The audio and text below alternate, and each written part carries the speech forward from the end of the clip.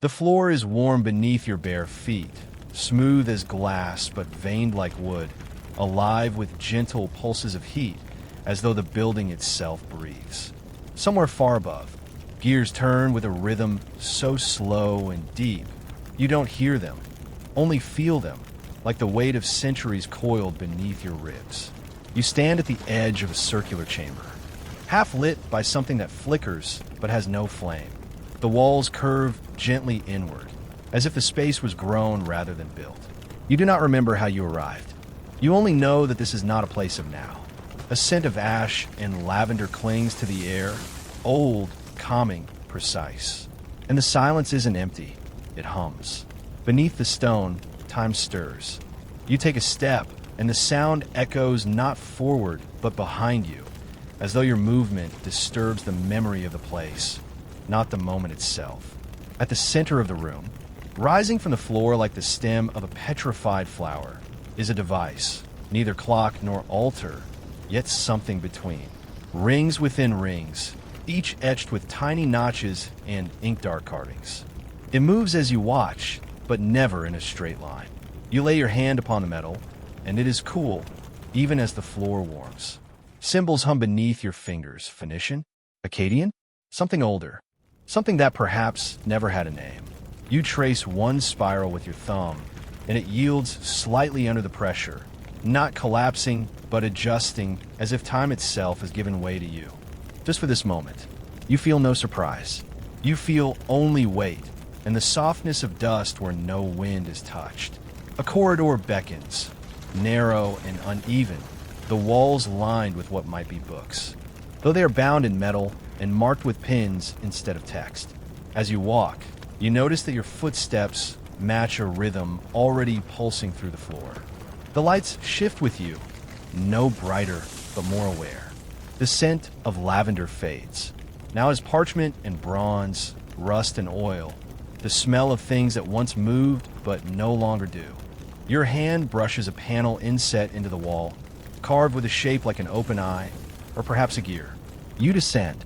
There is no stairwell, only the slow curling of the corridor downward, like the coil of a nautilus shell. As you go, the walls begin to show signs of age, cracks like spider veins, areas where the metal is bloomed with green, ancient patina.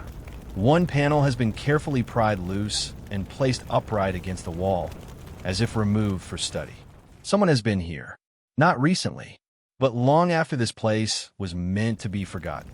Etched along the rim is a phrase in an alphabet you nearly recognize. Half linear B, half cipher, all echo. You do not read it. You let it sit in your chest like a lullaby. At the bottom of the spiral, the air cools. Time thickens. There's a door. It is not locked, but it waits.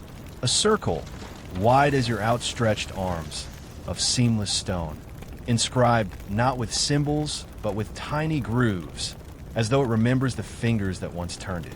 You press both hands to it. It breathes. It opens. Inside, a chamber as quiet as snowfall. The walls are tiled in smooth, bone-colored stone, and the ceiling disappears into dark. At the center is a raised platform, ringed with sunken bowls, some still filled with powdery remains of dried petals, wax, and scorched wood. Ritual? Maybe. Or calibration. You approach, the sound of your breathing louder now, slower, as though even the air encourages stillness. The platform is warm. Beneath it, something turns. You kneel. You listen. One detail catches you. A set of concentric circles carved into the wall, each one embedded with a small gem, obsidian, amber, lapis jet. You count them, 12 across, 6 down, 72 in total. You know this number. The ancient Egyptians believed that the sky rotated through 12 decans, 30 degrees each, marking time not by hour but by star.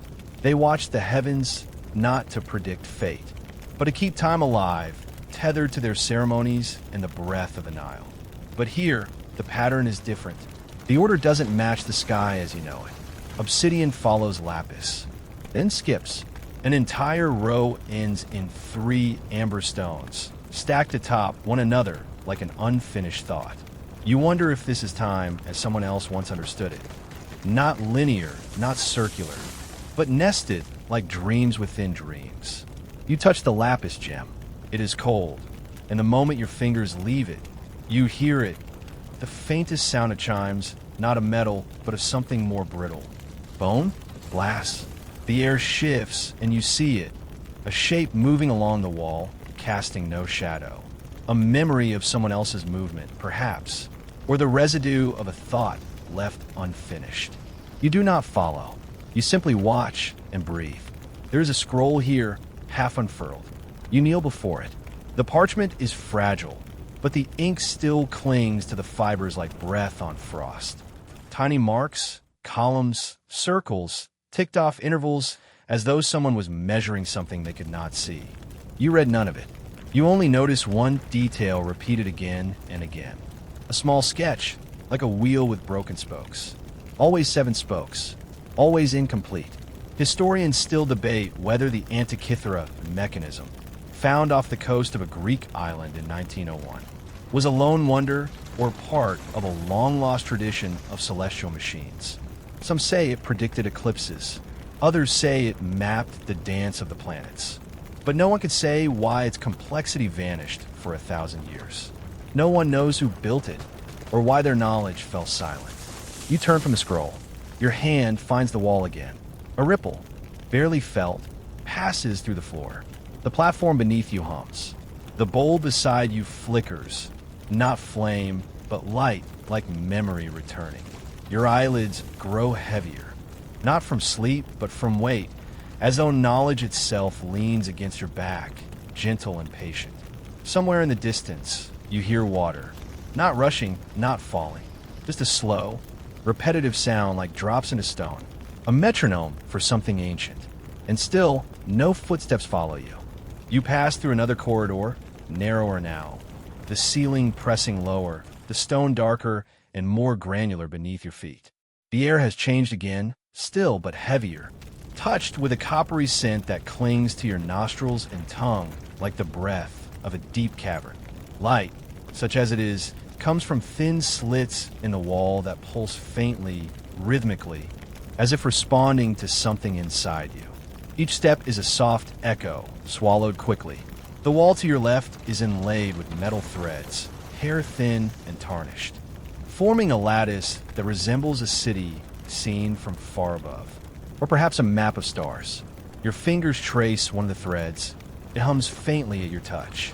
The sensation is neither warm nor cold, but something else, something beyond temperature. A memory of warmth, long faded. Ahead, the corridor opens into a wide antechamber. Empty, but for a single slab of stone resting at an angle against the far wall. Carved deeply into its surface is a spiral. Not the neat, even spiral of a snail shell, but an uneven, tightening twist that collapses into a knot at the center. Around its edge are dozens of names, scratched in different hands, different scripts, as though left by many people over a very long time. One is clearly Latin. Another may be Old Elamite. Others are entirely unfamiliar, more drawing than language, the shape of thought rather than word. A thin trickle of water runs from a crack in the ceiling, over the slab's edge, and into a shallow groove in the floor. The water moves slowly, but it never stops. You crouch beside the groove and follow its path with your eyes. It runs a winding, uncertain path through the room, curving around empty spaces, avoiding places where no obstacle remains. You do not understand it, but your body does. It's a memory not of action, but of arrangement. Things were placed here once. Objects, instruments, perhaps lives. The water disappears beneath a second door, this one of layered bronze, oxidized and ridged like the back of some ancient fossil. You press your palm to its center, and for a moment, nothing moves. Then, with a soft click and a low sigh, the door folds open like petals, revealing a long hall lit by soft, indirect light. Here the scent is different again, cleaner, but older, like cloth left for centuries in a sealed chest. There's no dust, yet everything feels settled, finished, resting. Along the walls, Niches hold objects. A brass armillary sphere, dented and scorched at its base. A single sandal made of woven reed, displayed like treasure. A cube of black glass that shows your reflection only when you do not look directly at it. You pause beside a tall frame filled with flat slate panels, each carved with an arrangement of lines, some straight, others curving, none intersecting. A soft mark beside the display shows a date, possibly Julian calendar, possibly not. The numbers shift slightly as you look, as if they adjust themselves to match your understanding. At the end of the hall stands a tower, a spiral structure rising into dark, cradled in stone. Each level is open, and a narrow path curls along its outer edge, leading up without rail or rope. The center is hollow, filled with suspended orbs of various sizes, stone, crystal, dull metal. Each hung on threads too fine to see until you squint. They don't move, not even slightly. You step onto the path, placing your weight slowly, carefully, as the air grows cooler. With each step upward, the orbs around you begin to change in color. Some darken, others glow softly, then fade. One flickers with a strange, shifting blue, the hue of twilight behind clouded glass. You pause beside a sphere of veined marble, no larger than your palm, and touch it. The surface is rough, but the shape is perfect. As you touch it, a pulse passes through your fingers, faint, almost imaginary, but not quite. At the top of the spiral path, you enter a circular platform lined with thin slabs of mica, catching and bending the light into rainbows. In the center, suspended on 4 arms of pale, petrified wood, rests a table no larger than a dinner tray, but on its surface is a model. A city, tiny towers of bronze, walls of shell, streets made from threads of crushed obsidian. The buildings are unfamiliar, but the layout has a logic. The kind of logic that emerges only after centuries of accumulation. One idea built on another, layer after layer, until meaning appears by accident. You reach for one of the towers, only to find your hand passing through it. Not quite a hologram, not quite a mirage. A memory made solid, only for a moment. The table hums. You feel a tug behind your eyes, like your thoughts are not entirely your own. This could be Catalhoyuk, or something modeled on it. The layers suggest it. Buried houses, rooftops used as streets. No doors except those that open to the sky. But the towers are not from that place or time. One looks Mesopotamian, another faintly Khmer, and still another is shaped like a tomb from Saqqara, its base cracked, the top unfinished. You're not sure what this is. A memory of places combined, or a place built only from memory. One tile along the platform's edge bears an inscription, carved in simple lines. He who sets the sun returns to the mouth of time. The words are worn, but deliberate. The language is Greek, but the grammar is strange, older perhaps, or newer, changed by distance and forgetting. You repeat the phrase under your breath, and the orbs behind you shift just once. A whisper of movement. Historians still debate whether the ancient Greek concept of kairos, a moment of divine opportunity, emerged from astronomical observations or from inherited ritual knowledge. Some suggest it was merely metaphor. Others believe it governed when oracles spoke, when crops were sown, when wars began. But no consensus remains. The word survives. The meaning does not. You turn from the platform and descend. The silence is deeper now, closer. You feel the vibration of time itself moving. Not in a line, but in tides. What is remembered? What is forgotten? What is waiting beneath everything, still unseen? At the foot of the spiral, the water has reached you again. It pools around the base of the tower, and then flows on into another corridor. This one even darker, even quieter. You follow without question. The world narrows. You reach a door not of metal, but of heavy cloth, woven from something too coarse to be wool, too smooth to be flax. It smells like cedar and myrrh, and something bitter beneath. You part the fabric and pass through. The next room is warm. A single hanging lamp casts ripples of golden light across walls painted with stars. 12 constellations arranged not in a circle, but a line, each touching the next, each painted as a doorway, each with one star missing. You sit on the floor, and time continues without you, just for a little while. The stars on the walls seem to breathe. Their edges shimmer faintly, as though heat ripples behind the paint, though the air is still. You watch them from your place on the floor, your body sinking gently into the smooth surface below, a stone slab warmed by centuries of hands and footsteps and fire. The lamp overhead swings just slightly, casting golden light and slow, turning arcs that stretch the shadows of the painted constellations across the domed ceiling. They seem to move not with the lamp, but with the rhythm of your breath. Behind you, the cloth door stirs, though no wind follows. It falls still again, as if whatever memory pushed it open changed its mind. Your fingers touch the painted line of stars. First Orion, drawn not with a bow but with open arms. Then Scorpio, wound tighter than usual, its tail curling in a perfect loop around a cluster of 3 bright dots. The surface is rough beneath your skin, flaking a little with each pass, yet the pigment clings deep and vivid. Lapis for blue, charcoal, and ochre for the outlines. These are not images made for display. They were meant to hold something. A belief, a system, a direction. You rise, slowly, the weight of the stone holding to your bones for just a moment longer than it should. The room is round and bare, but the wall opposite the constellations is not painted. It is carved, an enormous disc sunk deep into the stone, filled with faint, winding lines that never cross, but always curve back toward the center. You trace them. Your fingers pass over ridges and grooves, and something like tiny tally marks, arranged not in sequence, but in spirals. Thousands of them. This was not made in haste. Someone, or many someones, spent lifetimes on it. You imagine hands rough with stone dust, eyes squinting by oil lamp glow, following a pattern not with the mind, but with something older. Intuition, inheritance, or prophecy. You press your ear against the cold surface. Nothing. Not even your own breath echoes here. You move again. Another passage waits, short, steep, almost like a crawl space.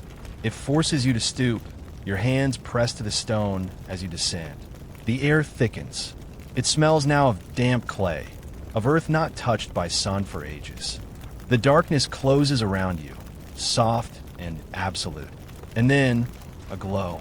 You emerge into a chamber shaped like an hourglass, narrow at the center, widening at both ends. The walls ripple with carved lines, all pointing inward to a single column at the center, about the height of your chest.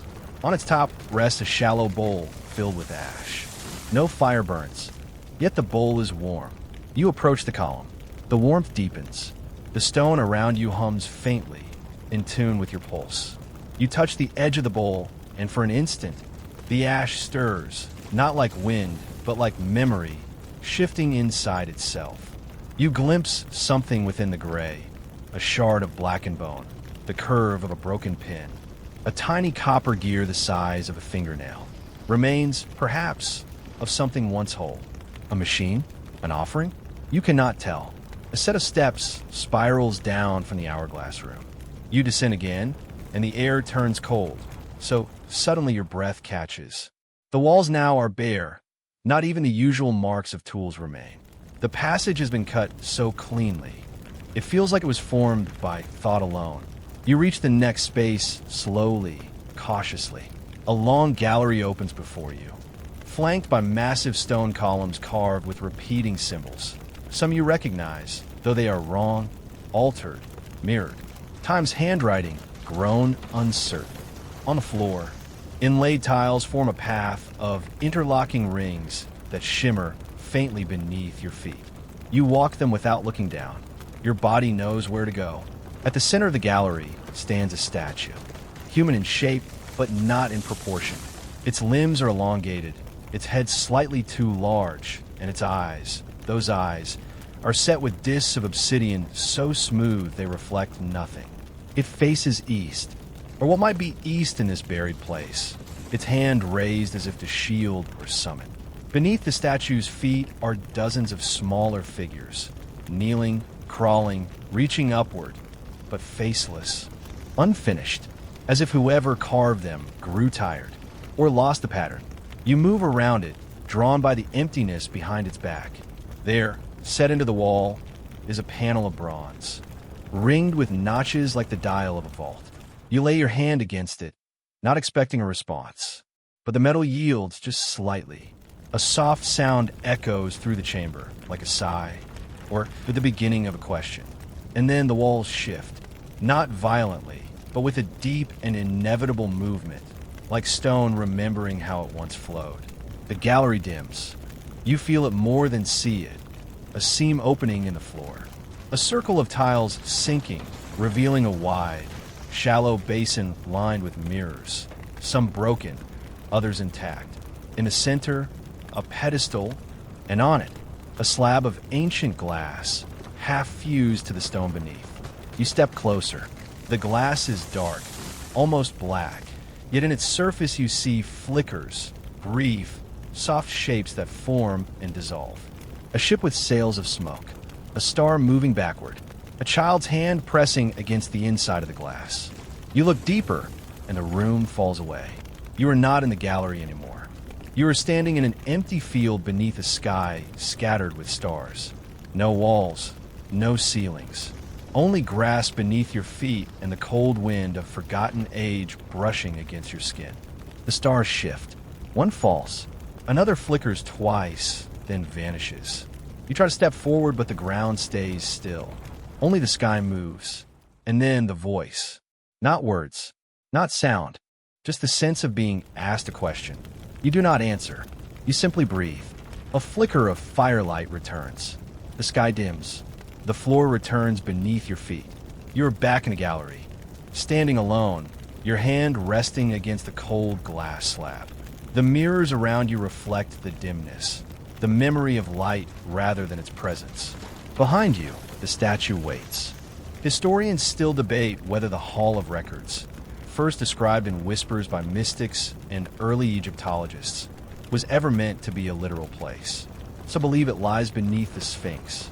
Others claim it exists only in metaphor, a space between memory and imagination. But the idea persists. A library not of books, but of time itself. Forgotten, or hidden, or waiting. You turn from the pedestal and walk the path of rings once more. The gallery narrows behind you. The columns fade. The cold lingers. You pass again through the hourglass room, now empty of warmth. The ash in the bowl is still. The stair rises before you. The cloth door, once heavy, now sways. The stars on the walls no longer shimmer. They wait. You move on.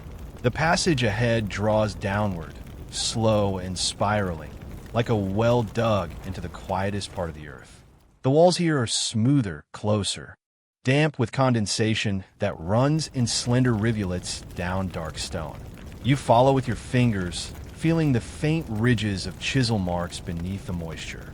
No sound echoes here, not your breath, not your steps, only a kind of pressure in the air, a hush so deep it seems to press against your ribs. As the spiral narrows, the light returns. Not firelight, not torches, but a pale luminescence that seems to grow from the walls themselves, faint as breath on glass, barely enough to reveal your hands before your face.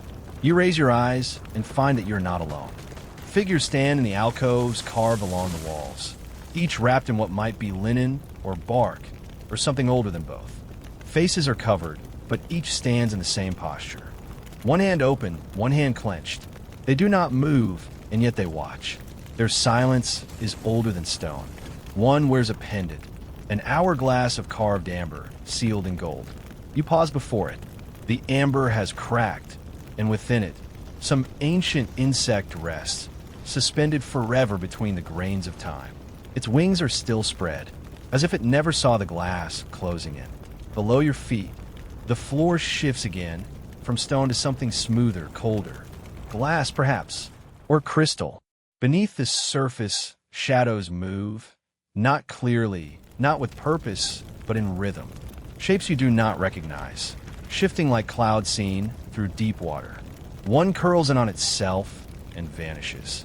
Another expands, then fades, You continue. The corridor opens into a vast, sunken dome. At its center, a wide pool lies perfectly still, rimmed with tiny stone tablets arranged like fallen teeth. Each bears a single symbol. Some resemble numbers, others stars, others something closer to wounds. Around the pool, the floor is marked with concentric circles, worn into the surface by time, by footsteps, or by something more persistent. You kneel at the edge. The water is black, but not opaque. You lean closer, and the surface bends to meet your face, reflecting not yourself, but another time, an empty street beneath a copper sky. Wind blowing banners from the rooftops, a shadow moving across a sundial that does not match the angle of the light. Then is gone. Only your reflection remains. You reach down and touch the surface. It does not ripple. It accepts your hand without resistance, without chill, as if the pool is not made of liquid at all, but of memory. And something beneath stirs. You withdraw your hand. A drop clings to your fingertip and stays there, glimmering like a pearl. It does not fall. It is not dry. It remains. Around the dome, 12 doorways open. All are the same shape. None are marked. You choose the third. It leads into darkness, but you follow. Always forward. The air thickens again, carrying a scent like burnt rosemary and old paper. You descend. This time the stairs are carved from something white, porous, and strangely soft beneath your feet.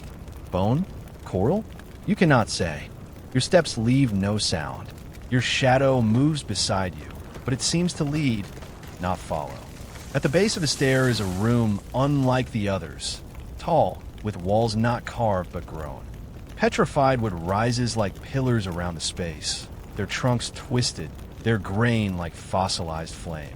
Between them, shelves of stone curve outward like ribs, each filled with flat, circular discs the size of your palm. You lift one. Its surface is etched with spirals and loops, a language without letters. You turn it. The other side bears only a single mark, a dot within a circle surrounded by radiating lines. You replace it. There are hundreds, thousands, some cracked, others whole. One lies on the floor, broken neatly in two. You pick up the halves and hold them together. The seam disappears. It is whole again, but the symbols have changed. You blink. They change again. A rustle behind you. Not footsteps. Not wind. You turn. Nothing. But the pillar closest to you has shifted slightly. The bark of the stone tree bears a long scar now. Fresh, sharp, like something clawed its way through or out. Still you continue. Through the pillars, deeper into the room. At its heart stands a low platform.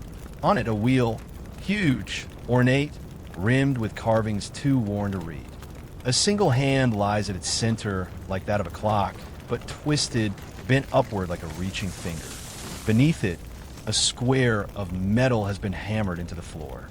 Etched upon it in a language older than Latin, older than cuneiform, is a single phrase. You do not understand it, but your body does. It is not a command. It is a promise. The wheel turns. Not quickly, just once. You feel it beneath your feet, as if the floor itself shifts like a ship turning against the current. Something far above grinds softly like a gate opening on old hinges. Historians still argue whether the Antikythera mechanism was a lone invention or part of a broader, lost tradition of ancient machines. Found in a shipwreck off the Greek coast. Its gears are so intricate, so precise, that nothing comparable would appear again for over 1,000 years. Some believe it was used for astronomy. Others say it predicted eclipses or omens, or even the future, but no one knows who built it, or why it sank. You place your hand on the metal plate. It is cold, but it holds your touch. The disc in your hand, the droplet from the black pool, glows faintly, then fades. It is gone. The pillars breathe. The light dims. You walk on. Another passage waits. This one narrow, and sloping upward, carved through dark basalt. The walls slick and whispering as you brush past. A heartbeat in the rock. Yours, or something else's. You lose track. The corridor ends with a door of rusted iron. No handed, no que llore. You place your hand where the center should be. It opens. The iron gives way not with a groan, but with a hush, like fabric drawn aside in a temple long forgotten. The weight of it presses inward as you pass, the air behind the threshold older, thinner, steeped in dust and something bitter, like crushmer left too long in a sealed jar. The darkness within is not complete. A thin red glow breathes along the seams of the stone, flickering faintly into cracks like embers hiding in ash. The ceiling rises. You do not see it, but feel it, space opening above your head, cool and slow, like standing beneath a cave mouth at night. A single column stands in the center, narrow and impossibly tall, vanishing upward into the unseen dark. It pulses very faintly, not with light, but with time. Each beat feels like a year pressed against your skin. You approach, your footsteps soundless on the smooth, dark floor. Around the base of the column, a circle of markings has been carved into the stone. Not symbols, not script, but shallow depressions shaped like cups or bowls, each slightly different in depth and size. Water rests in some of them. Others are dry. You bend and touch one. The liquid is warm. It clings to your fingers and smells like iron and roots.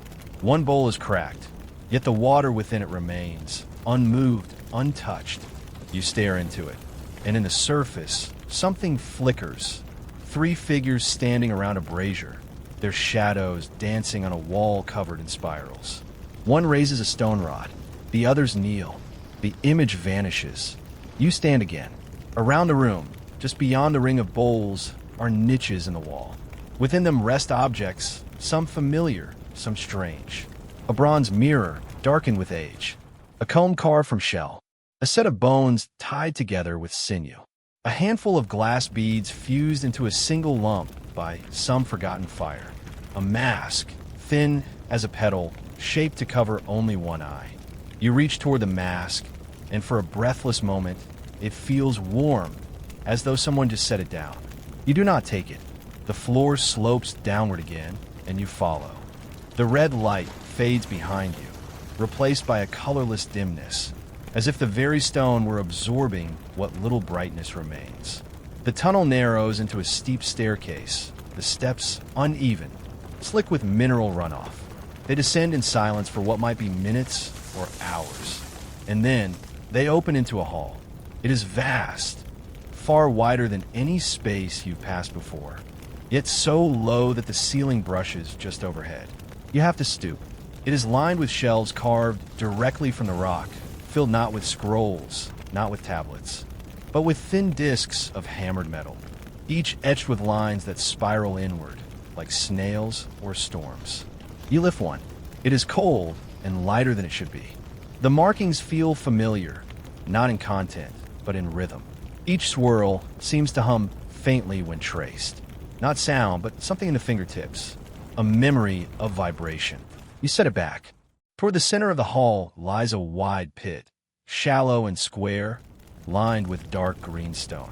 It is empty now, but above it hangs a framework of wood and copper, a mechanism, perhaps, of levers and pulleys long seized with age. Ropes once ran through it, now turned to dust. Something was raised here, or lowered. Carved into the stone beside the pit is a single figure, tall, angular, arms outstretched. Around it swirl waves, stars, crescents, and flames, all carved with the same hand, the same pressure. The figure has no face. You stare into its blankness and feel the hall stretch, as though space itself pulls backward. The ceiling draws closer. The walls press inward. The air thickens with a weight that feels like memory. You look away. To the far side of the hall, a passage opens not in stone, but in earth, rough, irregular, dug rather than carved. Roots hang from its ceiling like the fingers of something reaching down. You pass through them gently, brushing them aside. Here, the silence is complete. No sound of your breathing. No whisper of your footfalls. The air is still as a held breath. You emerge into a cavern shaped like a mouth, curved and narrow at both ends, widening in the middle. The walls are soft with packed soil and glinting particles of mica. They shimmer faintly as you move. At the center of the cavern lies a ring of stones, blackened and split, surrounded by the remains of charred wood. A fire once burned here. Long ago, you kneel beside it, run your hand through the ash. Beneath it lies something harder, a tile, not of stone but ceramic, painted in blue and white, the colors still vivid. It shows a ship with sails furled, riding a wave made of spirals. In the sky above, stars shaped like eyes. You set it back. In the far corner of the cavern lies a pile of objects gathered by unseen hands. A cup carved from onyx, a child's sandal still tied, a piece of bone with tally marks scratched along its curve, a coil of hair tied with a thread of gold. You do not touch them. Instead, your eyes return to the wall opposite the entrance. Here, carved deep into the packed earth, is a spiral. Not a design, but a tunnel, narrow, winding tightly inward, only large enough for you to crawl. You hesitate, not from fear, from awe. Then, slowly you enter. The walls close around you. The spiral tightens. With each turn, the light behind you fades further. The soil smells of damp, of age, of things buried too long to name. Your fingers trace the walls, which pulse faintly with warmth, like breath just beneath the skin. And then you stop. Before you, the tunnel ends. Not in collapse, not in stone, but in a perfect circle of black glass, smooth and cool and endless. It reflects nothing, not even your face. You press your palm to it. Nothing happens. You wait. A single point of light appears in the glass, not from reflection, but from within. Then another, and another. A map, a memory, a message. Historians still argue about the true function of the Nebra sky disk, found buried in Germany, more than 3,000 years old, inlaid with gold stars, the sun. The moon. Was a calendar, a sacred tool, or a cosmological map passed through generations? Its symbols defy easy translation. Some believe it marks solstices. Others believe it is a fragment of something larger, an instrument of time, broken and buried to keep it hidden. You draw your hand back. The points of light fade. The glass darkens. The tunnel is silent. You turn slowly and begin to crawl backward, retracing the spiral. The air shifts. A faint wind brushes your cheek, smelling of burned wood and iron. You rise again in the cavern, beneath the flickering shimmer of mica. The fire pit is still. The passage behind you waits, open and silent. You walk into it, the roots swaying gently above. The passage behind you softens, swallowed by the soil and silence. You continue upward now, slowly, gently, along a slope that grows warmer with each step, as if the earth itself is beginning to breathe again. The walls close in, not from malice, but from memory, curving gently like the ribs of something vast and sleeping. You run your hand along them. The texture changes, first stone, then clay, then something like pressed reeds hardened over time. It smells of smoke and old water, like the banks of a river long since dried. The path straightens, and the light returns, not from flame, but from above, a dull gray glow filtering through a narrow slit in the ceiling like daylight passed through water. You raise your eyes. The slit is too straight to be natural. A deliberate cut, a measure of time, perhaps once used to mark the stars, or the solstice, or the hour of morning. The corridor opens into a courtyard. Its walls are broken, collapsed in places, overtaken by vines so thin and delicate they seem embroidered into the stone. Trees grow crooked here, as though twisted by the wind that once echoed through these ruins. Moss carpets the flagstones in a soft, springy hush. You step slowly, careful not to disturb the hush beneath your feet. At the center stands a sundial, not of stone, but bronze, dark with age, its surface mottled with green. The gnomon still stands, casting a shadow, though the sky above is thick with clouds. You kneel beside it and notice markings around the edge. Ancient numerals, some familiar, others not. 1 hour is marked not with a number, but with a symbol, a spiral, half complete. The shadow never seems to reach it. You rise. Behind the sundial is a low bench carved from petrified wood, its surface polished smooth by generations of waiting.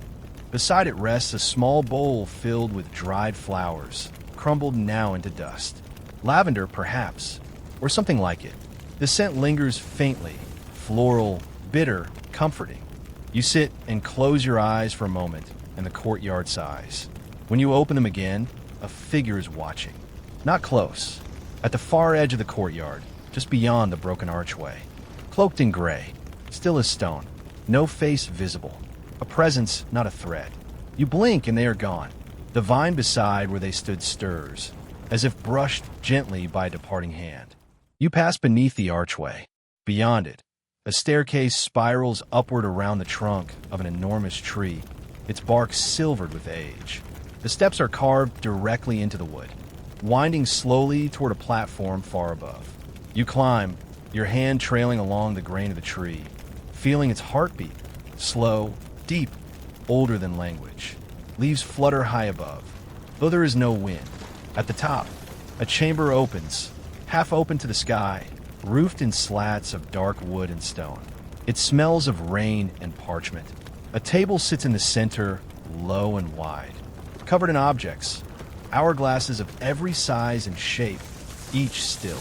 One is filled not with sand, but with tiny carved bones. Another glitters with powdered glass, still caught mid-fall. One is broken entirely, its contents spilled across the table in a line that points toward a window. You follow. The window opens not to the sky, but to a mirrored room beyond, a reflection of the chamber you stand in, but inverted. Where your side holds glass, the other holds shadow. Where your hourglasses sit still, they're spilled backward, as if time unwinds in silence across the mirror's edge. And in the mirrored chamber, a figure stands, head bowed, hands folded behind their back. Watching. You raise your hand. So do they. You turn from the mirror. Along the walls of the chamber, shells are carved directly into the bark, and upon them rest objects too fragile to name. Dried leaves preserved in wax, each inscribed with a single word in a language you cannot read. Feathers pressed flat between plates of stone. A tiny book no larger than your palm, locked with a clasp of bone.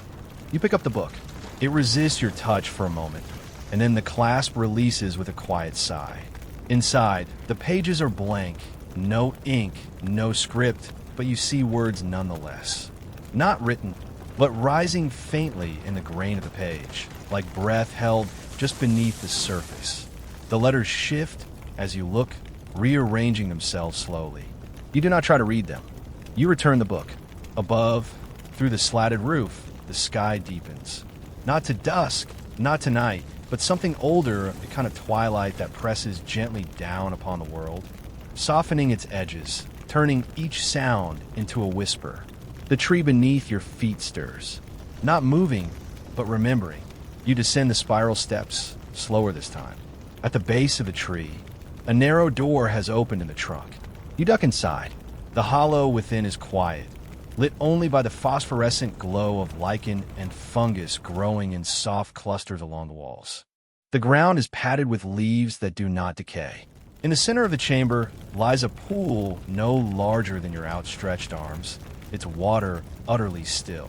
You kneel. The surface does not reflect. It absorbs. You look into it and see not your face, but a place, a tower in the desert, its walls made of salt-bright stone, rising alone beneath a sky so wide it bends. Figures walk around it in a slow circle, heads bowed. None enter, none leave. The vision fades. Beside the pool, a simple object rests, a chain of beads strung with pieces of clay, bone, amber, and carved shell. Each is marked. One bears a sun, another a wave, another a serpent curled upon itself. You lift it and feel its weight. Light, but every bead is heavy with waiting. Historians accept that ancient timekeeping often blended the celestial with the sacred. At Chanquillo, in what is now Peru, a row of 13 towers were arranged to mark the sun's movements across the year, an observatory so old it predates written history in the region. Yet the culture that built it vanished. And the purpose of the site lay hidden for centuries beneath layers of myth and sand. One bead on the chain is cracked. You run your thumb across it, and it falls silently into the pool. The surface does not ripple. The chain is lighter now. You carry it with you as you exit the tree. Outside, the courtyard has changed. The sundial's shadow now points to the spiral. You walk toward it.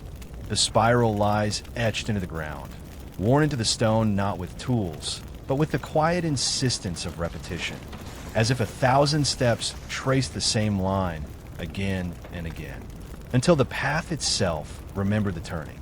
It begins wide and shallow, then narrows inward, curving around a central hollow, sunk slightly into the courtyard floor. There are no symbols, no names, only the movement. You place a foot upon the first arc. The stone is warm, though the air around you is not. As you walk, the silence deepens, not as absence, but as presence, dense and textured, filled with the sound of your breath and the faint rhythm of your own heartbeat. Wind stirs somewhere far off, brushing the treetops, but it does not reach the spiral. The center draws closer. At last, you reach it. A stone seat waits in the hollow, low and worn, its surface cupped by time. You lower yourself into it. Around you, the world slows. Not in the way a clock winds down, but in the way a tide recedes, steady, inevitable, hushed. Your hands rest on your knees. Your spine settles into stillness. And in the quiet, something opens, not around you, but within. Above, the sky brightens slightly, not with sunlight, but with a pale silver sheen that pulses behind the clouds like moonlight seen through fog. Shapes begin to form in it. Slow arcs, faint dots, drifting lines. They resemble constellations, but wrong, somehow. Not misplaced, just older, like the bones of the stars before they took their names. One line pulses brighter than the rest, and your gaze follows it to the edge of the courtyard, where a new opening waits, one that was not there before. You rise. This entrance is different, taller, narrower, framed with white stone veined with green. The lintel above is carved with repeating marks, short vertical strokes, each slanted slightly, as though drawn with a shaking hand. Beneath it lies a step covered in dust, so fine it rises like smoke when disturbed. You pass through. Beyond the doorway lies a hall lined with columns that do not reach the ceiling. They rise like frozen stems, each crowned with a disc instead of a capital, flat and featureless. Between them, panels of beaten copper form the walls, tarnished but intact. Your reflection follows you, warped and uncertain. It does not move when you do. The floor is mosaic. Its pattern is subtle, almost invisible at first. Countless pale stones arranged in sweeping curves that ripple outward from a central point you cannot yet see. As you walk, the pattern changes, not physically, but perceptually, revealing new whirls. Shifting depths, like a tide, drawing patterns in sand. A single tile near your foot is missing. You crouch and find that beneath it lies a slip of parchment, half buried in dust. It is blank, but smells faintly of saffron and smoke. You move on. At the far end of the hall stands a doorway flanked by statues, tall, thin, faceless, each holding a ring of bronze. One ring is whole, the other broken. You pause between them. The air here is colder. The copper walls hum faintly, as if responding to your breath. You step through. A circular chamber opens beyond, its ceiling a vast dome painted deep blue, though the pigment has faded into gray-green in places. Stars have been marked across it in gold leaf, hundreds of them, some sharp and new, others smudged into near invisibility. One star is larger than the rest, placed directly above the center of the floor. Beneath it lies a stone platform. You approach it. Carved into the stone is a spiral. Again, but this time it descends, not as a groove, but as a depression, like a vessel shaped to hold something no longer present. Around it, etched into the floor, is a band of writing in a language that shifts as you try to read it, not resisting your gaze, merely elusive, as if made to be remembered, not understood. You kneel beside the spiral. At its center rests a single object, a sphere no larger than your closed fist, dark as obsidian, flecked with silver. When you reach for it, the air thickens slightly like mist. Your fingers wrap around the sphere. It is cool but not cold, smooth but not uniform. It pulses faintly in your hand. As you hold it, something shifts in the dome above. The stars brighten, then realign, slowly, silently, drawing new paths across the sky. You watch as constellations rearrange themselves. Some join, others break. A story is told in their motion, but the ending never comes. Just as it begins to take shape, the light fades again, and you are left in the quiet. In the center of the chamber, the floor gives slightly beneath your weight. A circular slab lowers an inch, then stops. You feel no mechanism, only a presence, waiting, listening old. You leave the sphere in its cradle and rise. To your right, an arch opens into a narrow corridor, lower than the rest, lined with niches holding oil lamps long extinguished. Their wicks are curled and blackened. Yet as you pass, one flares to life, then another, until the corridor glows with amber light. You follow it. The path turns sharply, then opens into a small room no larger than a garden shed. Its walls are hung with faded cloth, the color of dried rose petals. The floor is layered in straw and fine gravel. A bench waits here, carved from a single block of stone, worn into a smooth curve. Beside it sits a wooden box. You lift the lid. Inside, a piece of parchment covered in dense writing, faded almost beyond legibility. A shard of glass, smooth and cloudy. A coil of wire. A tooth.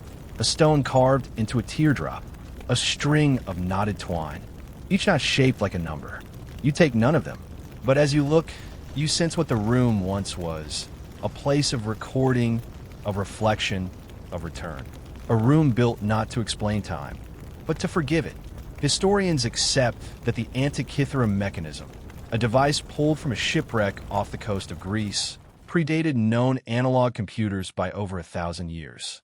Its gears predicted eclipses, mapped the heavens, tracked cycles once thought unknowable. Yet we still cannot say for whom it was made, or why its knowledge was hidden beneath the waves. Some say it was a calendar, others a guide for ceremonies. Still others believe it told time not as we know it, but as it was once felt, breathing, pulsing alive. You close the box and stand. The oil lamps gutter softly behind you. You leave the room, and the corridor darkens once more. The darkened corridor curves gently downward, as though drawn into the roots of the world. You trail your hand along the wall, feeling the grain of something ancient pressed beneath the stone. An impression not carved, not raised, but remembered, like the print of a palm long after the hand is gone. The air thickens, not unpleasantly. It gathers in layers, like veils of incense or the warm breath of subterranean rooms. Your steps fall softer here. Soon the walls shift from worked stone to something stranger. A surface once smooth, now gently buckled and dimpled, like clay pressed by countless fingers. The passage narrows. On either side, the walls bow slightly inward, holding the space with an almost human intimacy. The ceiling dips. You crouch, then crawl. The stillness is complete. You hear only your breathing, the drag of cloth against stone, and the whisper of dust beneath your palms. Then light, not from flame. A soft blue-green glow seeps from ahead, diffused like morning beneath ice. You emerge into a chamber half filled with water. The pool stretches from wall to wall, its surface unbroken, perfectly flat. No sound disturbs it, no ripple crosses it. Yet beneath, lights pulse, gentle and slow, as if dreaming. You step to the edge. Beneath the surface, the floor of the pool is covered in mirrored plates. They reflect not your body, but images. A sun rising over a city of columns. A child laying out stones in a careful spiral. An old man tracing lines in the dirt with a crooked stick. Each image fades as you focus, returning only when your gaze moves on. They are not visions. They are echoes. There is no bridge, but your feet step forward anyway. The water is shallow, cool, Clear. Your reflection breaks across the mirrored plates below, each fragment carrying a different version of your face. Older, younger, laughing, weeping. You keep walking. The surface does not resist you. Only when you reach the center does the pool deepen suddenly, and you pause. Just beneath, embedded in the floor, lies a great wheel of stone. It turns, not quickly, not visibly, but you feel it moving beneath you, as if the chamber breathes through its motion. Around the wheel, markings spiral outward in narrow bands. Symbols, glyphs, numbers. You do not recognize them. Yet something in their rhythm is familiar. A pulse, a lullaby, a forgotten calendar. You step once more, and the water deepens past your knees. Cold now, slowing your breath. It forces you to pause, to listen. From far above, a sound falls, delicate as dust. A single drop of water falling on a stone. Then another, then another. You turn your gaze upward. The ceiling above the chamber is domed and glassy, lit by the same unseen glow. Cracks line its surface in careful patterns, like frost blooming along a winter window. From the very center, a thin thread of liquid falls, suspended mid-air for a breath, then striking the water with a note like chime glass.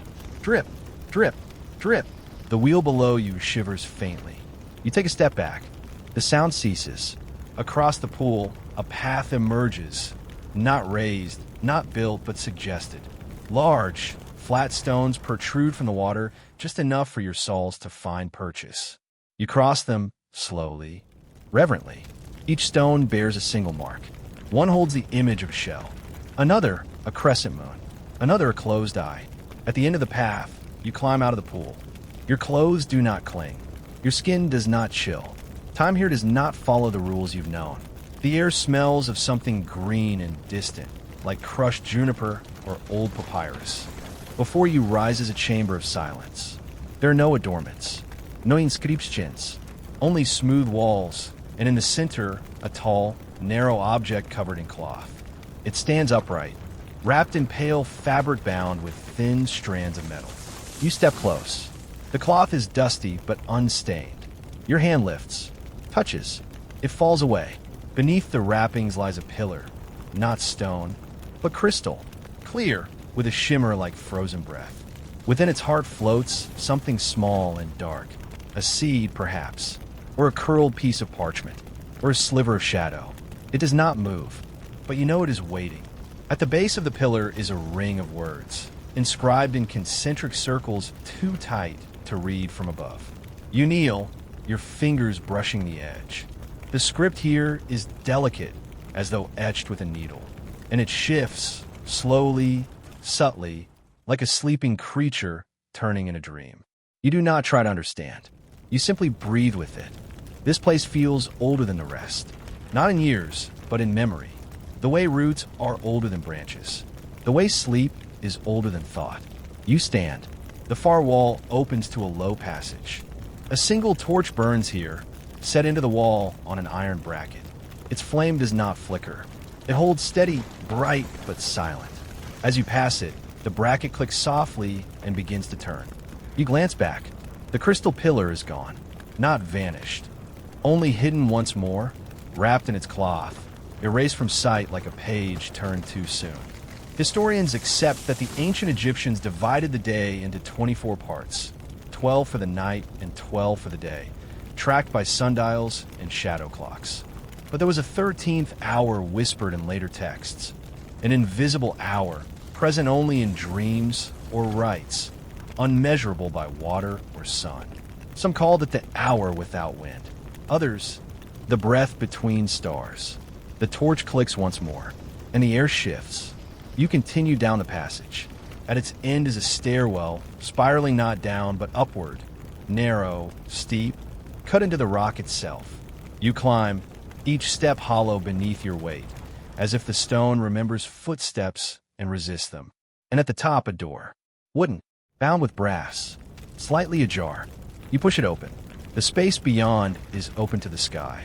The sky opens above you, not wide and blinding, but veiled, thick with clouds that drift in slow procession, edged in ash and pearl. The air is different here, thinner yet somehow richer, as though it carries a finer dust of time itself. You step into the open space and find yourself upon a circular terrace, the stone beneath your feet damp with mist, etched with long, meandering lines that radiate outward like the rings inside a fallen tree. The wind brushes your cheeks, cool and dry, pulling strands of hair across your brow. Around the terrace rise half-columns, ruined, their tops broken, ivy twisting up their sides as though time had tried to pull them back into the earth. They cast no shadow. The light comes from nowhere in particular and everywhere at once. At the center of the terrace, a massive timekeeping device waits. It is not a sundial, not a wheel, not a clock. It resembles a table, flat and black and circular, embedded flush with the floor. Upon its surface are hundreds of tiny brass arms, each ending in a fine needle. Some point outward, others inward. Others loop in on themselves. They move not with ticking, but with a soft, continuous drift like leaves in deep water. You kneel beside it. The surface is cold, but not lifeless. Beneath the brass arms, the table's black stone is etched with constellations. Real ones, familiar. Orion, Cassiopeia, the Seven Sisters. But not where they should be. As though this was the sky as it once was. Or may yet be. One constellation has been scratched out. You trace it with your finger. Beneath the marks, faint impressions remain, like scars on a face long healed. 3 stars in a curve. One offset, a forgotten hunter, a lost god. The needles shiver as your breath passes over them. To your left, a low wall curves along the terrace's edge. You walk to it, peer over. The world below is forested and vast, cloaked in green canopies and river-carved valleys. In the far distance, a range of mountains sleeps beneath a heavy sky, and somewhere closer, barely visible through the mist, a ruined tower leans into the wind. You recognize none of it, and yet you've been here before. Not in memory, in rhythm. You turn back toward the device. There's something beneath it, a hatch, square and flush with the stone. Its edges are worn smooth. You slide your fingers into the seam and lift. It opens without resistance, revealing a set of iron rungs descending into dark. You climb down. The air grows colder with each step. The walls narrow, close around you. But before fear can settle, a glow pulses below, faint, amber, like firelight viewed through silk. You reach the bottom. The chamber here is round and low, carved into the bedrock itself. Its walls are covered in symbols, some painted, some etched, others formed from tightly pressed threads. They spiral inward, converging on a low stone basin at the chamber's heart. The basin is dry, but when you kneel beside it, your fingertips brush something slick, a sheen of liquid no thicker than dew. Gathered in its center, you press 2 fingers into it. It clings warm and metallic smelling, like iron and old rain. You touch your brow without thinking. Nothing happens, and yet, everything feels slower. The sound of your breath stretches. The light dims, then brightens, then holds. The wall symbols begin to glow, not with fire, but with memory, as if they are not ink or pigment, but light preserved, and you begin to see them move. Not quickly, not like stories, like breaths. Here, a figure bends to press its ear to the earth. There, another stands beneath a ring of moons, each phase drawn in perfect arcs. A third opens its chest to reveal a spinning sphere inside, tethered by fine wires to each rib. These are not deities, not people, not myth. They are ideas wearing the shape of bodies, and they wait for you to understand not with words, but with stillness. You sit, and the chamber listens. There is no sense of how long you remain. The glow does not shift. The air does not warm or cool. But eventually, the symbols dim, one by one. The basin is dry again, and you are alone. You stand and ascend the ladder once more. The hatch closes behind you without sound. The terrace is unchanged, but the needles of the great brass device now all point inward, like eyes drawn to a single thought. A soft chime echoes in the sky above. Then silence again. You move to the far edge of the terrace, where a narrow stair descends along the mountain's outer curve, half choked with moss and cracked by root and frost. You take it slowly, your hand brushing the rock as the mist thickens, turning the world to shapes and outlines. Below, you reach a grove. Ancient olive trees surround a clearing where the grass grows in perfect spirals, as if drawn to a memory buried beneath the soil. In the center of the grove, an altar, flat, rectangular, carved with circular depressions, each filled with smooth stones of different sizes, shapes, colors. You kneel beside it. One stone in particular draws your hand, pale green, veined with silver, cool and heavy. As you lift it, a faint impression is revealed beneath of a starburst, 12 points radiating from the center. You place the stone back. You do not take anything from this place. You rise and listen. A voice, or something like one, murmurs through the grove. Not language, not sound, a suggestion, a memory. The feeling of having just awoken from a dream you cannot remember, yet still know was real. Historians agree the Mayans tracked time with astonishing precision, using both solar calendars and the 260-day Sokan cycle. But alongside these, they recorded a third rhythm, long, circular, dreamlike, counting not years, but eras, thoughts, the rise and forgetting of whole worlds. Some of their monuments speak of the time between time, a span scholars still debate. Was it a metaphor? A void? Or something yet to come? You leave the grove. The mist parts ahead. A new path reveals itself. And still, the sky does not change. The path that unfolds is narrow, overgrown, its stones uneven and soft with moss. Trees lean in from either side, their bark silvered with age, their leaves whispering in tones too quiet to name. Each step carries the hush of reverence, the suggestion that this place does not welcome noise, only presence. Your fingers brush a low-hanging branch, and it leaves a powder of yellow pollen across your skin, like ancient dust preserved in some quiet corner of the world. Ahead, the path bends toward a low wall of carved limestone. A doorway stands open in its center, arched and rimmed with vines. The stone is warm beneath your hand, as though it holds the memory of sunlight, even in this dim forest. Beyond the arch, the air deepens. It does not darken, but becomes still, dense, like the threshold of a forgotten sanctuary. You pass through. Inside, the forest gives way to ruin, low walls, sunken courtyards, and broken columns scattered across a glade of soft ferns. There is no roof here, only sky and branches far above, but the ground is still patterned with the remnants of rooms and thresholds. You walk across tiled floors, now cracked and lifted by roots, their colors faded but still visible.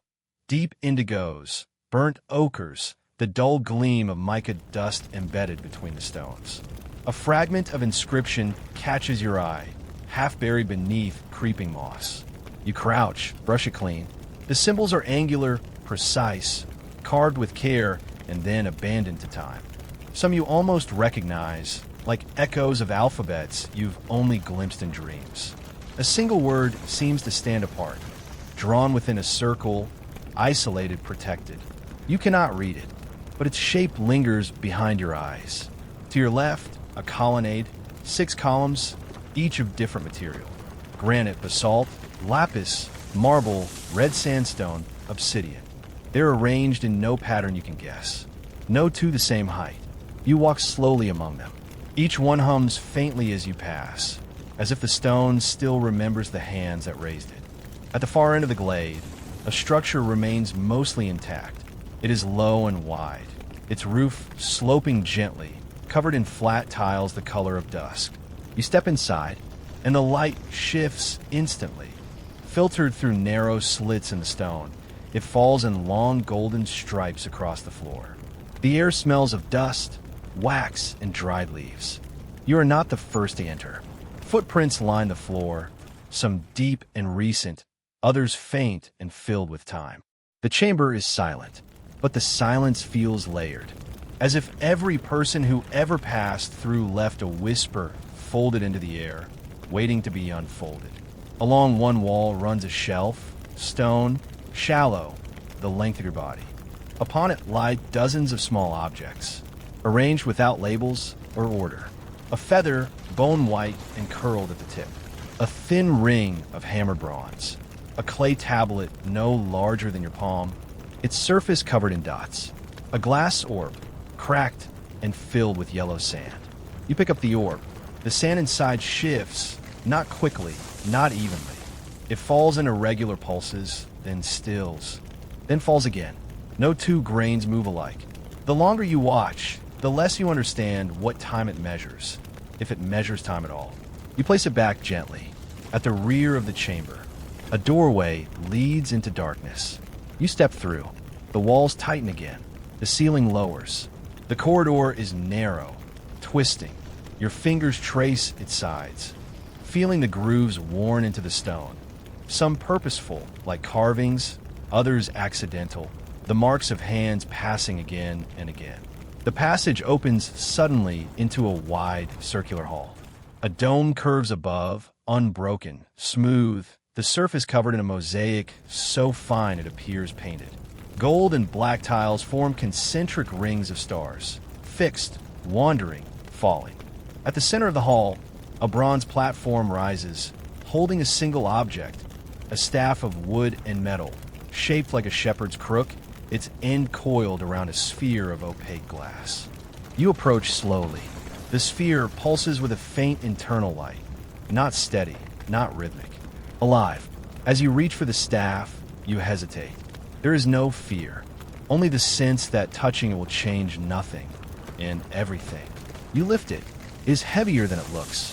The sphere flares once as it leaves its stand, then dims again, glowing only faintly, like a dying ember. As you hold it, something shifts beneath your feet. A sound deep and distant rolls through the hall, stone moving against stone. The mosaic above you begins to turn. Not the whole dome, only the stars. They rotate, slowly, silently, each ring spinning in a different direction. Your breath catches. You step backward, watching as the heavens shift, align. Separate, a single alignment emerges. 3 stars, a crescent, and a symbol shaped like an hourglass inverted. Then all motion ceases. The hall is still once more. You turn and leave the way you came, staff in hand.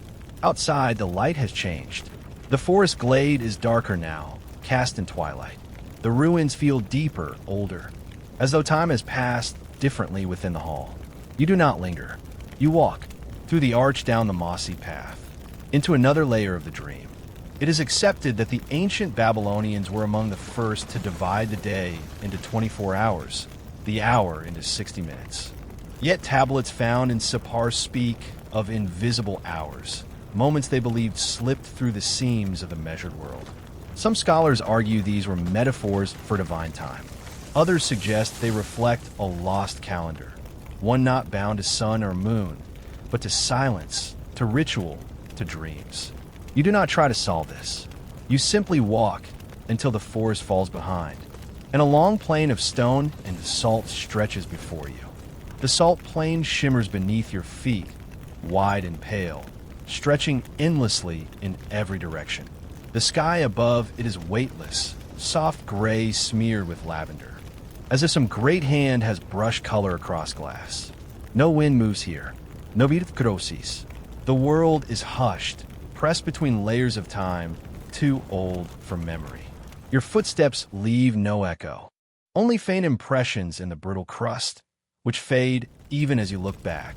Ahead, something rises from the flatness. A low structure, rectangular, wide, barely more than a platform. From a distance, it seems like an outcropping of natural stone, worn smooth by wind and ages. But as you draw nearer, you see that the angles are too precise, the surfaces too intentionally carved. It is a dais, or perhaps an altar, though it bears no markings, no symbols, no indication of its purpose. On either side of it lie 2 long grooves in the salt, straight and deep. as though heavy sleds were dragged from the structure outward into infinity. You walk up the dais. The stone is warm. The light shifts again, not brighter, not darker, but older somehow. As though this place does not reflect light, so much as absorb it and return only memory. At the center of the platform, a circular depression. Inside, fragments of polished metal, copper, silver. Something darker. They are thin as leaves, some curled, some flat. Their surfaces engraved with patterns too intricate to follow. You pick one up. It is cool, lighter than it should be. You tilt it, and a faint image appears, not on the surface, but inside it. A spiral staircase. A room with no door. A face turned upward, eyes closed. You replace it gently. Beyond the platform, the salt plain stretches again, but something glows on the horizon. Amber, low, flickering like torchlight behind a veil. You begin to walk. The air here is drier, sharper. The taste of metal coats your tongue, and the sky tilts slightly, as though the world beneath your feet has shifted by a fraction of a breath. Shapes rise from the salt. Not buildings, not statues. They look like sails, massive, curved, torn from forgotten ships, and left upright in the earth. Each one leans slightly, as if caught in a wind that no longer blows. You move among them. They are made of metal and bone, cloth and stone, their edges scored with time and weather. One bears a carving, a star split in two. Another holds a row of holes, as if once strung with cords or wire. A third hums faintly when you pass it. And then, beneath your feet, a circle of darker salt. Cracked, soft. You kneel, brushing it with your palm. The salt gives way. A grate appears beneath, wide and rusted. You press your fingers into the gaps, lift. It groans but yields. Below, a shaft descends into shadow. No nadir. Only rungs carved into the stone. You descend. The air grows warmer, close, thick with something like incense or oil. The scent is heavy, sandalwood, burnt myrrh, stone after rain. As you reach the bottom, a faint golden light reveals itself, coming from thin strips embedded in the wall, pulsing like veins. This chamber is different, angular, geometric. Its walls are covered in small, smooth panels, each etched with rows of tiny circles. None repeat. The floor beneath your feet is polished to a mirror sheen, and when you glance down, your reflection stares back, distorted, stretched, as though you are not alone in the glass. You step carefully. In the center of the chamber, a chair. Simple, low, made of stone and copper. Its surface inlaid with spirals and lines that mean nothing, but feel intentional. Sent to the floor before is a disc, black, seamless, round as the full moon. You sit. The chamber responds, not with sound or movement, but sensation. A deep pull in the chest, a slow unwinding in the gut, as though the body is no longer obeying the shape it once held. Not pain, not fear, something quieter, something remembered. Images rise across the black disc. Not projected, reflected. You see a city of towers, half submerged in water. A bridge that ends in midair. A child laying stones in a circle, whispering words that echo louder than they should. You see yourself, not now, not here, but walking beside someone you do not recognize, your hands full of sand, your voice speaking a language you've never heard before. Then, darkness. The disc dims. The sensation fades. You rise. Behind the chair, another passage. You follow it. The light grows colder now, bluish, uncertain. The passage twists, then opens into a chamber of mirrors. But the mirrors do not reflect you. They reflect possibilities, each one showing a different sky, a different ruin, a different path through time. One shows a battlefield turned to orchard. Another, a library with books made of bone and light. Another, a field of unmarked graves, each one glowing faintly beneath the moon. You touch none of them. You leave. Historians widely agree that the ancient Zoroastrians believed in a concept of Fravashi, a divine essence or guardian soul, existing both before and beyond the self, guiding the soul through all its phases. Yet some inscriptions found in Sobiana suggest a variation of time itself having a fravashi, a guardian memory beyond years or stars. Scholars still debate whether this was metaphor or doctrine, or something deeper still, a belief that time remembers you, even when you do not remember yourself. You ascend back to the salt plain. It is night now, or something like it. The stars above you are unfamiliar, redder, closer, slower, and the air is very still. The stars shift slowly as you walk, one by one, not spinning but drifting like lanterns loosed on a black sea. Their light is soft but weighty, each casting a long, fine beam downward, brushing the salt plain with silvery veins. You follow one such beam, not because you choose it, but because your feet already have. The salt crunches faintly beneath your soles, then fades into silence again, as though the land absorbs the sound and tucks it away for later. Soon, the surface begins to change. What was once salt becomes a field of ash, soft gray, velvet fine, cool beneath your feet. It moves like mist when stirred, rolling in low waves as you pass. The scent drifts upward, faint and dry, like burnt grain or old parchment. You pause, kneel, draw your hand through it. The ash parts easily, revealing stone beneath, smooth, engraved with winding lines, concentric arcs and coiling curves, like time itself etched into earth. You stand again and keep walking. The air hums differently here, lower, steadier, as though you have stepped inside a great, invisible instrument that has always been playing. And then, rising ahead, you see it. A dome, half buried, smooth, silent, rising from the plain like an eyelid half opened. Its surface gleams faintly, not with light, but with memory, smears of color. Faint handprints, a single long crack running down its center. You approach with reverence, your footsteps slowed by something older than awe. At its base, a narrow doorway stands ajar. You slip through. Inside, the chamber is vast and quiet. Its ceiling is so high it disappears into a dim blur. Thin beams of starlight pierce from openings above, falling like frozen rain into shallow pools that line the floor. You step between them, careful not to ripple the reflections. Each one mirrors not your face, but scenes long past. A tower of woven reeds beside a river, an obsidian blade buried in honey, a mouth speaking names in a language you feel, not know. To the left, a stair descends in a wide spiral, carved directly into the stone. You follow it. Each step takes you deeper, and as you descend, the air thickens, not with dust, but with something unseen like distance, or breath held in stone for too long. Your hand trails the wall. It is marked every few paces by a small inlay, a metal disc, warm to the touch, etched with a single glyph. No two are the same. One hums when your palm rests on it. Another pulses faintly with a rhythm that does not match your heartbeat. At the bottom of the stairs, the passage opens into a corridor, long, narrow, ribbed with arching beams of dark wood and copper.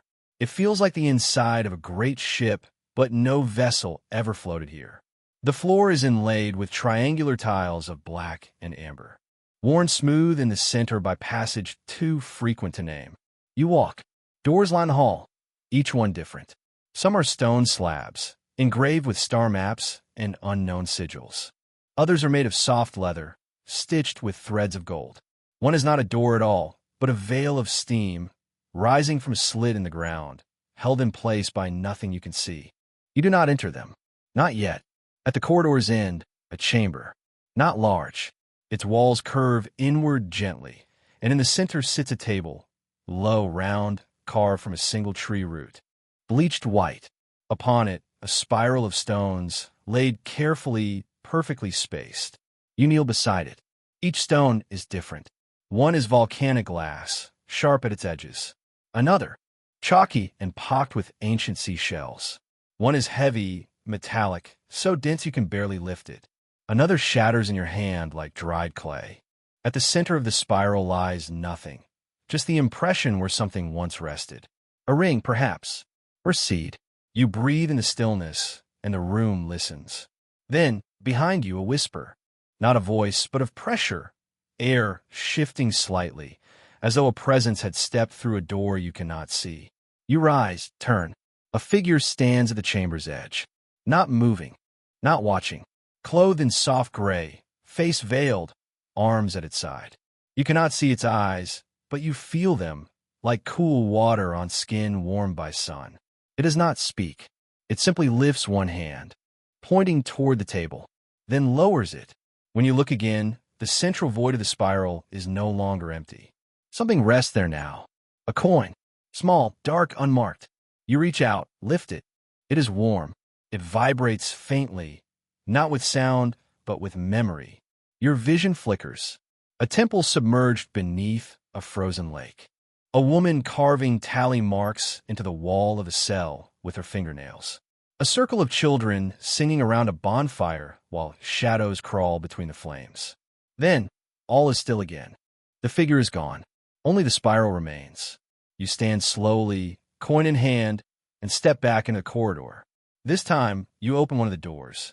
The leather creaks under your fingers, supple and old. The room beyond is small, lit by hundreds of candles arranged in uneven clusters.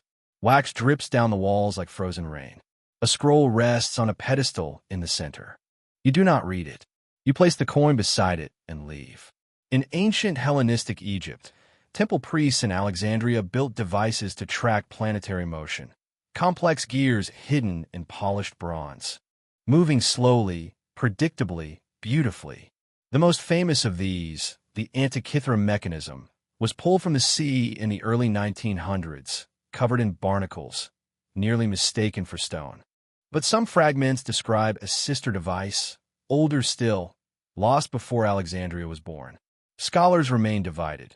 Was it a real instrument, or a myth meant to honor time's unknowability? A machine that mapped not the stars, but the dreams between them? You do not answer. You walk again. Upward, outward, back to the dome, back to the salt plain, where the stars have not moved, but where something in you has. The horizon is no longer empty. You notice it slowly, like mist rising from the edge of sleep. A thin line of pillars now stands where nothing stood before, tall and narrow, worn smooth by wind. Their tops lost to shadow. They form no wall, no gate, yet they beckon, spaced evenly across the land like the notes of an unread score. The ash beneath your feet gives way to crushed stone, pale and granular. The sound of your footsteps crisp, fragile, like walking over dried leaves at the end of summer. You pass between the first two pillars. The air grows cooler. A gentle scent, faint rose, or something like it, drifts through. You inhale slowly, and the memory of somewhere you've never been folds around you. There's a softness to the light here, filtered through high, unseen screens, as if the sky itself is made of silk. The path winds now, subtly, almost imperceptibly. You do not turn, but you are turned. Something about the ground itself curves the way rivers do, bending thought, guiding motion. Around you, the pillars continue, spaced like breath. Some lean, some are cracked. One is shattered entirely, its fragments scattered and half-buried, each shard reflecting a different hue, blue, copper, milk-white shadow. Soon, the pillars give way to walls, low at first, then rising, joining overhead in slow arcs of stone, until you are walking through a corridor once sacred, now hollow with centuries. Dust clings to the air in strands, floating slowly, weightlessly. You raise your hand. It moves through them like a blade through memory. The corridor opens into a chamber. Large, circular. The walls are frescoed with vast, faint images, figures dressed in robes of stars, holding hourglasses, staffs, torches, bones. Some have no faces, only voids where eyes should be. Others are too worn to see clearly. Beneath each figure is a line of text, but the letters are neither ancient nor modern. Thin strokes curved in unnatural ways, as though shaped to be forgotten. One sentence pulses slightly as you gaze upon it, and though you cannot read it, you understand what it means. Not all time is forward. At the center of the chamber stand a basin. It is dry, stone edge smooth, wide enough for you to sit within. Around its rim are 12 indentations, and in each one rests a different object: a withered fig, a feather carved from crystal, a coin that smells faintly of salt, a ring shaped like a serpent eating its tail. You touch none of them. Instead, you step into the basin. It is colder here, not from air, but from silence, the kind of silence that presses against your skin, that hums faintly in your teeth, that reminds you that you are small. The moment you stand fully within it, a soft sound stirs, like cloth dragged over stone, like water retreating underground. From the chamber's wall, a panel opens. You step through. The passage beyond is tight and low, more like a burrow than a hallway. The stone around you is smoother, warmer. Symbols are carved into it, deep grooves filled with black resin that glints when touched by light. Some are shaped like eyes, others like spirals, but most are unfamiliar, like letters left half-written in a dream. At the end of the passage, a room. Square. Perfectly so. Each wall displays a mural, different colors, different seasons. One shows a forest of red leaves, the branches twisted into knots. Another reveals a frozen city, ice draping its towers like skin. The third shows a vast sea boiling beneath a black sky. And the last, a woman in white, standing at the mouth of a cave, holding a lantern that burns with a blue flame. Her face is turned away. In the center of the room, a pedestal. Upon it lies a box. Small, obsidian, unadorned. You lift the lid. Inside, dust. That's all. Fine, pale dust, smelling of jasmine and ash. But beneath the dust, something harder, a flat stone tablet, engraved on both sides. You lift it out. One side shows a circle divided by 12 lines. A calendar? A clock? You cannot tell. The other side bears a sentence, clear and silent. This moment has happened before. You lower the tablet slowly. You leave the room. Historians agree that the Etruscans of ancient Italy, predecessors of Rome, practiced a form of time divination known as discipline of the heavens. They studied lightning and birds, yes, but also shadows, dream echoes, and even the direction of silence in an empty temple. One surviving bronze liver model, used for haruspicy, shows an oddly labeled quadrant labeled reversal, whose purpose remains unknown. Some scholars believe it marks a day of stillness. Others think it foretold a moment when time itself might double back and pass again. No consensus has ever been reached. You return to the circular chamber. The basin is gone. So are the frescoes. Now there is only one door. It was not here before. You step through it.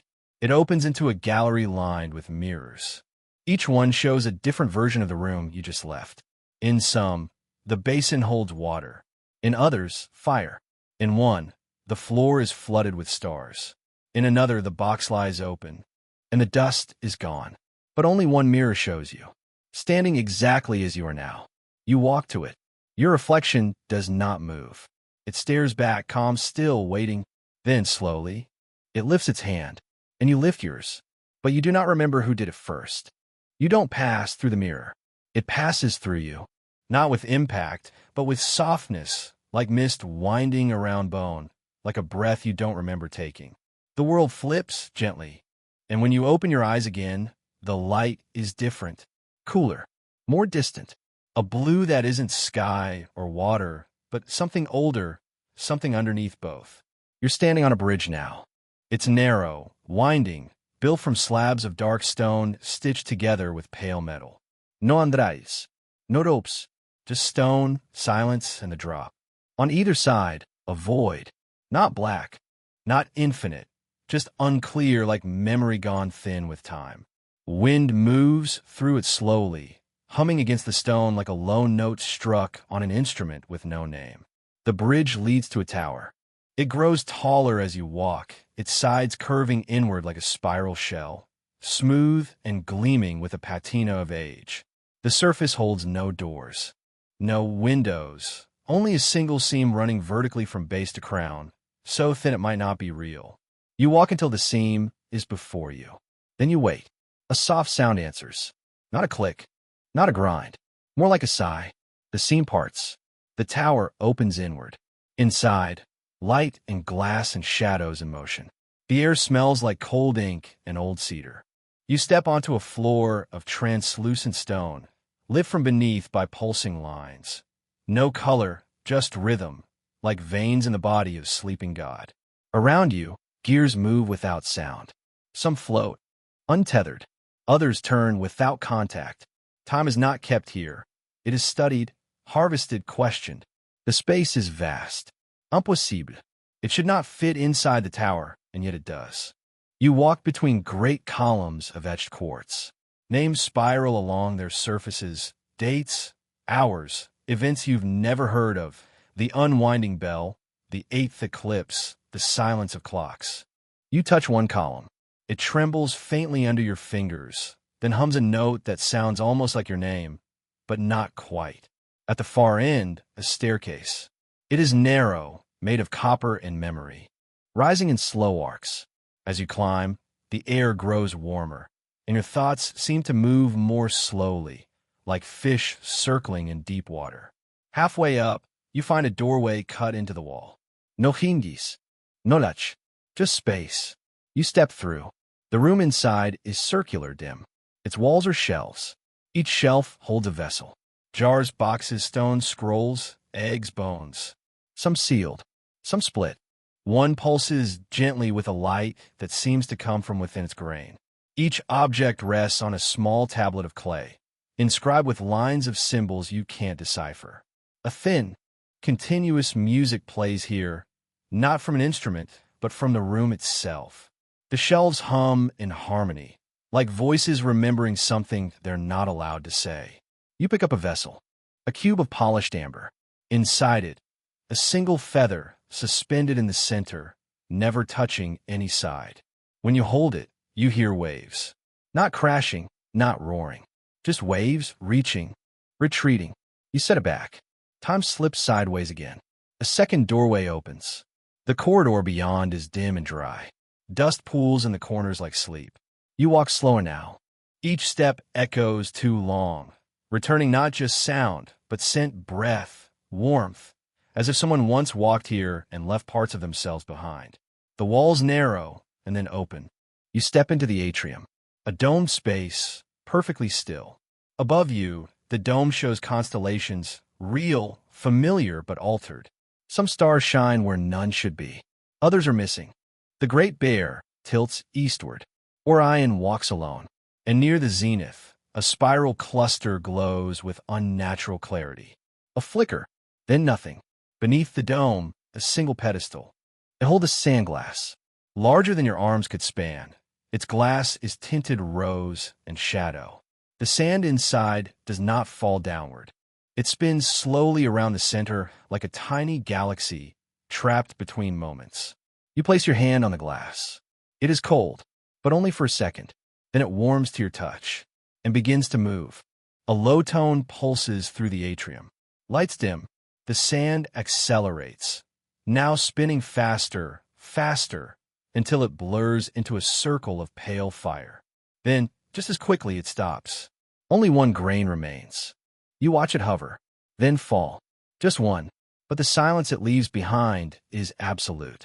It is said that in Mesopotamia, the priests of Enlil could measure time so precisely that they predicted when gods would speak, using massive water clocks and shadow-casting obelisks. They claimed to chart divine intention in hours and halves of hours. One record describes a night when time paused for 9 breaths, but no reason was given. Some scholars think this is scribal error, others a metaphor. But the most ancient cylinder seals leave no ambiguity. They depict men kneeling before a circle held open by 2 hands. Inside it, nothing. You leave the atrium. You descend once more. Not the same way. This stair coils downward in the opposite direction, and the walls are soft, cushioned with quiet. Each step you take is absorbed by velvet and shadow. Your thoughts begin to drift. Not backward, not forward. Just sideways. As though you're walking along the edge of sleep. At the bottom, a door of wood. Plain, weathered, familiar. You've never seen it, and yet you have. You reach for the handle, but before your hand touches it, the door creaks open. And behind it waits not a room, not a hall, not a temple, but a forest. Silver-barked trees rise in all directions, their branches hung with tiny bells that chime not with wind, but with your breath. The floor is moss, cool and damp, and the air is filled with the scent of wet stone, pine resin, and silence. You step forward. The door shuts behind you, and the bells do not stop. They mark time, not as humans do, but as the forest does. You walk beneath the silver trees. Their trunks are slender and tall, some bending in arcs so graceful they seem drawn rather than grown. The canopy above is distant, so distant it flickers with blue light like the surface of a forgotten sea. Every few steps, a bell rings gently above you, stirred not by breeze, but by movement. Perhaps memory, perhaps thought. The sound is soft, crystalline, and faintly mournful, like the echo of a decision you never made. The moss underfoot is thick and spongy, a deep green laced with strands of gray. It clings faintly to your boots. When you pause, the silence thickens, not absence, but presence, as though something listens, waiting for you to notice. You breathe in. Earth, mist, a distant sweetness like honey on old wood. A narrow path curls forward. It leads you to a clearing. At the center of the clearing stands a tree unlike the others. Broader, older, its bark dark as ink and deeply fissured, as if written upon in a language only shadows remember. Around its base lie stones arranged in concentric rings, each ring marked with lines of carved symbols, half-worn, half-whispered. You circle slowly, reading nothing, understanding everything. The tree is hollow. A doorway yawns at its base, arched, root-framed, rimmed with a glow too dim to cast light. You step through it. Inside, warmth. A chamber of wood, curved and smooth. The walls pulse faintly with amber light, like veins beneath skin. There is a low platform in the center, layered with woven mats and fur-soft linens. At the edges of the room, objects rest in stillness. Bowls of dark water, a bundle of dried herbs, a mask carved from bone, a child's toy etched with moons. You do not touch them. You lie down. Your body sinks into the bedding like it belongs here, as though it once left this imprint and has now returned to match it. The ceiling spins slowly above, revealing constellations in fine gold thread, stitched into the wood, not painted.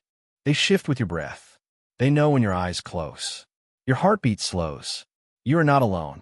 Something watches, not with eyes, but with time itself. It drapes around you like a second skin, listening not for words, but for stillness. You feel the moss far above the tree chamber, growing silently. You feel the bells, gently swinging. You feel the stars move, not forward, but inward. Your fingers twitch once, then settle, and the chamber breathes with you. Time here is not counted. It is folded, curled like pages in a closed book, warmed by the pressure of sleep. The past brushes your forehead like a hand smoothing hair. The future sighs at your feet, patient and unafraid. In the spaces between them, you hover. You do not know how long you rest. It doesn't matter. When you wake, or something like waking, the doorway has opened again. Not behind you, not ahead, beside. The chamber has changed while you dreamed. A ripple has moved through it, shifting lines, deepening colors. The floor feels cooler. The air smells of new rain and distant fire. You rise, slowly. Outside the tree, the clearing has changed. No more bells. No more stars above. Only mist, swirling. Shapes flicker within it. Arches, towers, great wheels made of bronze and shadow. You take a step, and the ground ripples. Not water, but memory softened into motion. Far away, a voice. Not language, just tone. It hums with something you recognize. Not meaning, but return. Historians agree that the Nabateans of Petra understood time not as a line, but as a curve, one that bent around sacred spaces and re-emerged in different forms. Their temples align not only with stars, but with shadows that fall only once each year. One chamber, buried beneath the main city and long sealed, was found to contain a sundial that works only in moonlight. Its purpose is unknown. Some believe it marks the passage of silence itself. Others think it never measured anything, only waited. You follow the mist. The forest gives way to stone. Smooth, silent. You walk through an arch that should not stand, and yet it does. Columns lean above you. Sand drifts across tiled floors. Statues without faces stand in alcoves filled with roots and moonlight. One hand rests on your shoulder, not touch, but presence. Time itself pausing, waiting. You kneel beside a pool that reflects no stars. You dip your fingers into the surface and feel heat, then cold, then the strange sensation of standing still while the world exhales. You remember something, not an event, a feeling of a doorway that does not open, but lets you through anyway. And now it does. The last gate, carved not of stone or wood, but light itself, woven into lattice and spun like thread between pillars made of sound. As you approach, the symbols return, those same strange letters curved like sleep. They don't block you. They welcome. They fold aside like soft curtains. And you pass through, into darkness. Not empty, not frightening, just full, like being inside a breath held by the world. And it holds you. You're still now. The doorway is behind you, or perhaps it never truly was. Around you, the air is deep and slow. It settles like silk across your shoulders. Time no longer moves in lines or spirals or drops of sand. It simply rests, here beside you, breathing gently. The world has softened into hush. No walls, no forest, no tower. Just warmth, just dark, just the delicate silence that waits at the edge of sleep. You close your eyes, though they may already be closed, and the last light fades without protest. There is no sound now, only the memory of sound. A bell in the wind, a footstep in dust, a page turning in a room without name. All that remains is the rhythm of your own breath, slower now, softer. Each inhale gathers what is left of thought. Each exhale lets it go. You are not falling. You are floating. The stars do not turn above you, but they are present, quiet witnesses. Their light does not press against your eyelids. It hums behind them, folded into velvet. You drift gently through that silence, wrapped not in answers, but in comfort, the kind that asks nothing of you, the kind that lingers long after the door is closed. This is where time waits, not in hours or years or centuries, but in stillness. And in that stillness, you remain, not lost, not searching, only here, only now, only peace.